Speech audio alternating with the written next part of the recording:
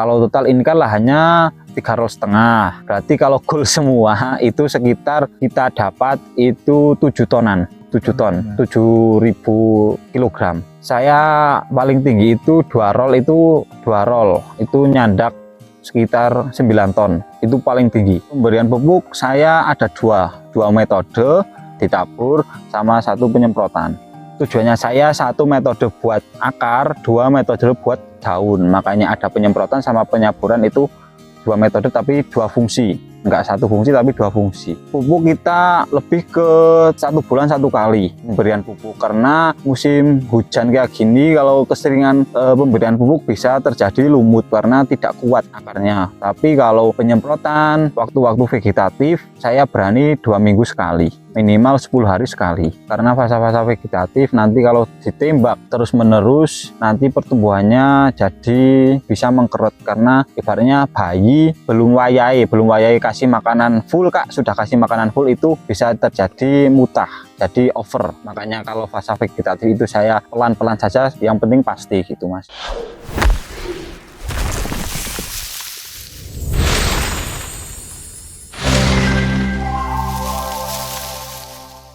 Selamat siang, perkenalkan nama saya Muhammad Teguh Aji, biasa dipanggil Abror. Alamat saya Kembaran Kalikajar Wonosobo. Umur saya masih sekitar 22 tahun, Mas. Sudah dibilang petani milenial kalau umur segitu. Saat ini saya menanam daun bawang, Mas. Awal mula saya budidaya bawang daun itu karena tahun 2023 ya, setelah lulus sekolah saya memang dilahirkan dari keluarga tani, terus saya bingung, waktu itu belum punya pekerjaan, terus saya bertani. Sejak itu saya kenal bawang daun, karena bawang daun itu tanaman yang paling identik di kawasan Kembaran Kalikajar itu sendiri, Mas. Lika-liku dari penanaman bawang daun ini cukup ekstrim sih, Mas, karena bawang daun juga berpengaruh dengan, kalau saat ini tuh ulat sama engkuk yang di bagian bawah, karena engkuk itu sangat fatal jika sudah memakan akarnya si bawang daun. Makanya bawang daun itu tidak semudah yang dibayangkan, Mas. Berarti awal mulanya itu memang sudah paham terkait budidaya bawang daun? Ya, sedikit-sedikit sudah paham, karena dulu awal lulus sekolah itu langsung terjun di petani sih, Mas. Jadinya langsung paham bagaimana cara budidayanya, walaupun sedikit-sedikit, terus sekarang baru saja dipraktekkan sekarang ini. Jadi juga dapat semacam arahan dari orang tua? Ya, pasti, itu pasti, karena kalau berjalan sendiri tetap masih kurang bisa. Lahan yang cocok untuk bawang daun itu aslinya semua lahan itu bisa, asam basah bisa, tapi kalau asam itu kurang maksimal karena bisa akarnya itu asem-asemen, jadi bisa terkena lumut. Basah juga kalau curah hujan tinggi kayak sekarang juga bisa lebih ekstrim lagi, karena rawan terjadinya lumut, terus hama yang bisa disebut engkok itu, karena hama itu sangat fatal sekali kalau memakan akarnya sih.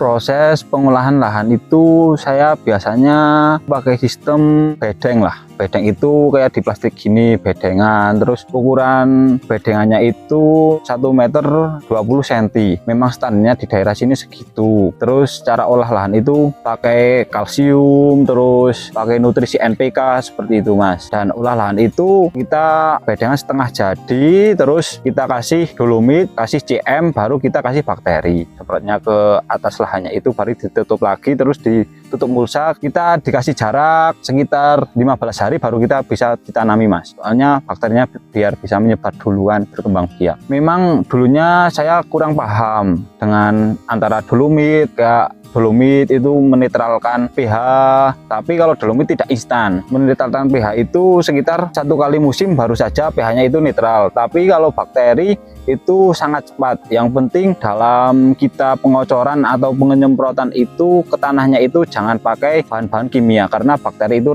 sangat rentan terhadap bahan-bahan kimia. Ketika sudah mulai tanam itu jarak tanaman itu 25 cm antar tanaman. Itu pun sudah cukup maksimal kalau 25 cm. Kalau lebih rengket lagi nanti malah tanamannya tidak bisa tumbuh lebat, soalnya akarnya itu berebutan makanan. Kalau dalam satu bedengan itu kan ini kan bedengannya itu tidak sama ya, ibaratnya ada yang panjang ada yang pendek. Itu kalau perkiraan itu 50 sampai 200-an lubang dalam satu bedengan dengan luas lahan totalnya 3,5 roll. Kalau di meter itu ya sekitar 2.800-an meter persegi.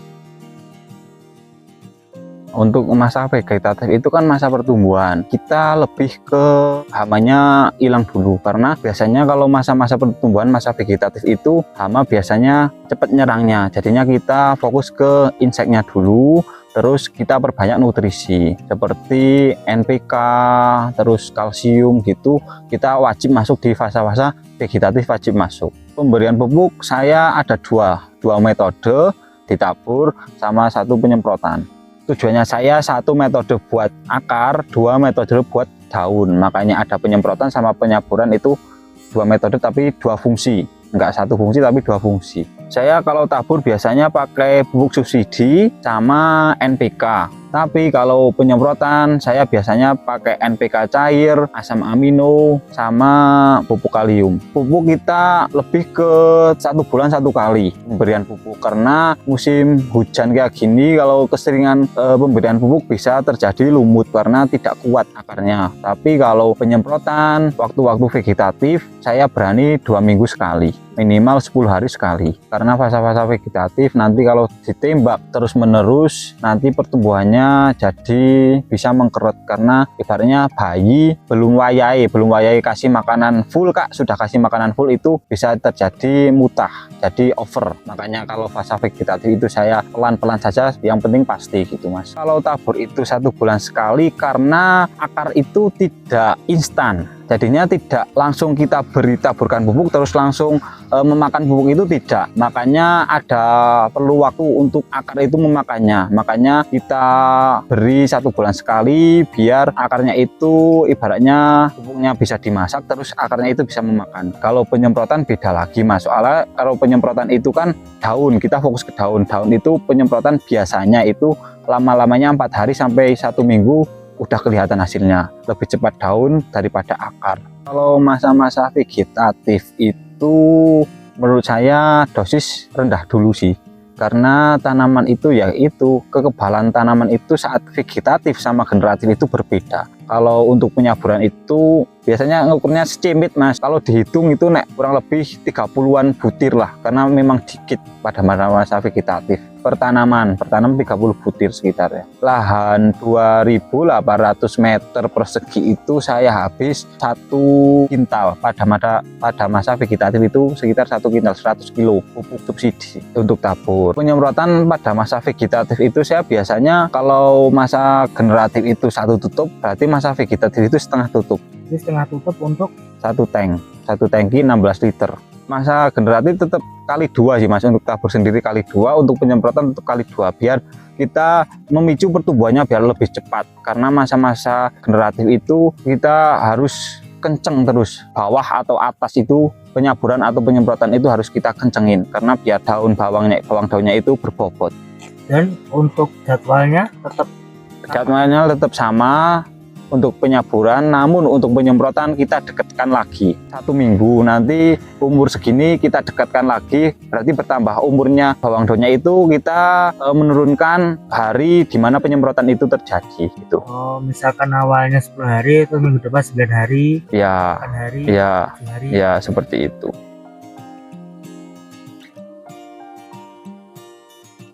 Mulai dipanen sih tergantung loncangnya itu ya, daun bawangnya itu. Kalau biasanya kalau masih kuat seperti ini itu sekitar 95 hari sampai 100 hari. Tapi kalau udah nggak kuat atau terjadi lumut itu biasanya 80 sampai 90 hari sudah dipanen, seperti itu. Alasannya segera lebih cepat itu karena meminimalisir tingkat kelumutannya itu. Karena nanti kalau bertambah hari nanti lumutnya itu atau busuk akarnya itu lebih banyak. Tips dan trik supaya daun bawang itu bisa segar terus bisa hijau biru seperti ini, saya biasanya tetap pakai kalsium, yaitu 3D. Kalsium 3D itu biasanya itu bisa mengguncangkan daun supaya tebal dan hijaunya itu bertahan lama. Walaupun harganya lebih naik dikit tapi kualitasnya memang oke. Kalau kalsium dari PT Mano yaitu 3D. Pakai kalsium yang lain sudah pernah, tapi perbandingannya cukup kejauhan sama 3D. Karena 3D itu kayaknya terdapat magnesium. Ada magnesiumnya, jadinya ada plus-plusnya lah. Kalau kalsium itu mempertebal dan membuat akar itu kuat, tapi kalau magnesium itu lebih ke hijaunya itu lebih seger, tingkat kehijauan itu lebih seger dibandingkan yang tidak memakai magnesium, seperti itu. Untuk kalsium saya pemberiannya dosisnya kalau masa vegetatif sama masa generatif itu 1:2 juga. Masa vegetatif saya pemakaiannya itu 2 sendok. Tapi kalau masa-masa generatif saya pemakaiannya 3 sendok, 4 sendok. Bareng sama penyemprotannya kalau saya. Hama dan penyakit yang paling sering muncul apa, Mas?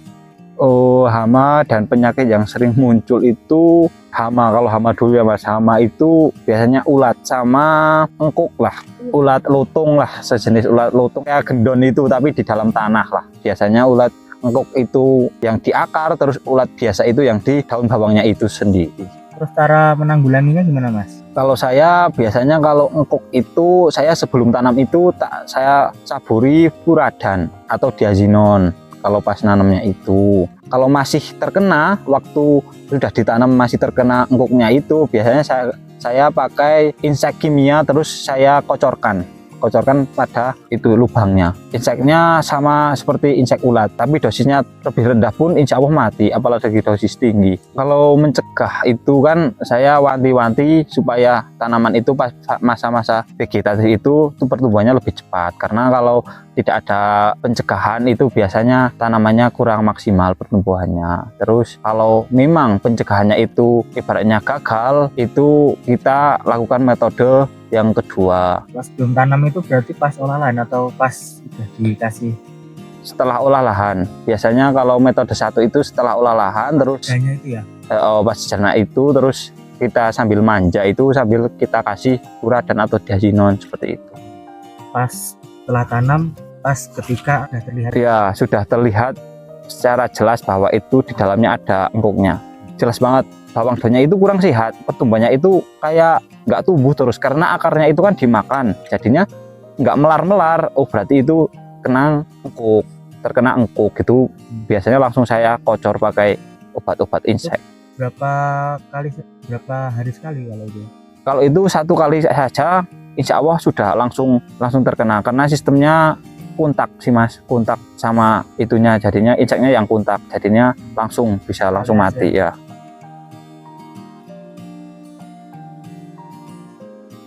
Untuk panennya itu kalau bawang daun itu sekitar, kalau saya itu biasanya 90 hari ke atas, 90 HST ke atas. Kalau harganya lagi tinggi-tingginya itu bisa 90 ke atas, soalnya harga sayuran itu sekarang udah lagi tinggi, besoknya turun kan bisa. Kalau harga lagi naik saya 90 HST langsung saya cabut aja. Kalau terjadi lumut itu pasti panennya lebih cepat, karena lumut itu kalau saya ketahui itu seperti jamur dan bakteri, jadi penyebarannya itu cepat. Makanya kalau sudah terkena serangan itu mesti langsung dicabut, soalnya bisa merentek ke yang lain. Jadinya kita mengurangi hal-hal seperti itu supaya panennya itu tetap maksimal. Biasanya mulai lumut itu usia 50 hari ke atas. Berarti nanti kalau panennya sekitar, kalau ibaratnya lumutnya masih 1-2 masih berani di umur 85 hari. Kalau waktu 55 hari itu lumutnya masih ibaratnya masih 1-2, itu panennya itu berani di angka 80 sampai 90 hari. Tapi kalau umur 60 sampai 70 hari sudah ibaratnya sudah keruak-keruak itu panennya harus secepatnya, sekitar 80 sampai 85 hari sudah panen. Biasanya rata-rata pas sekali panen bisa dapat ton masa berapa, Mas? Biasanya rata-rata ya Mas, kalau kita bilang minimnya itu 800 meter atau 1 roll itu kita minimnya itu 2 ton Mas. Biasanya minimnya itu paling minim. Kalau total ini kan lahannya 3,5 roll. Berarti kalau goal semua itu sekitar kita dapat itu 7 tonan, 7 ton, 7.000 kilogram Saya paling tinggi itu 2 roll itu nyandak sekitar 9 ton, itu paling tinggi. Untuk harganya sendiri itu waktu saya belum terjun secara 100% ke petani itu paling tinggi harganya itu di 2023 itu 17.000 per kilo. Waktu itu saya belum terjun di petani 100% tapi sudah tahu-tahu bagaimana menanam dan seterusnya. Itu 2023 itu bisa mencapai 17.000. Baru tahun itu yang sampai 17.000 sampai 20.000 barang kayaknya. Tetapi kalau standarnya itu 3.000, 5.000, 7.000 lah, paling mempeng itu 7.000. Kalau sekarang itu saya tahu info-infonya itu 4.000-an kalau sekarang. Nah, ini pakai pengepul atau gimana? Ini pakai ya pengepul biasa. Biasanya kalau pengepul itu senang kalau beli di keluarga saya karena daunnya itu tebal-tebal, makanya kalau kirim kemana-mana biasanya aman, masih aman gitu. Kalau tebal itu bisa jangka panjangnya itu lebih tinggi. Model panennya langsung dari pengepul, tapi nanti kan kalau tanaman itu musim-musimnya, ini musim nanam biar cepat gitu, kita bantuin untuk pencabutan tersebut biar kita koyok lah ibaratnya, biar kita bisa jadwalnya itu pas pada penanaman itu, karena pas nanam itu ada jadwalnya, tidak sembarangan. Yang paling menentukan harga jual itu di ke hijau ini kan bawang daunnya hijau seperti ini, itu biasanya harga jualnya lebih tinggi daripada yang kuning-kuning itu, kurang hijau gitu. Terus batang-batangnya itu besar, biasanya itu mempengaruhi di daya jual juga.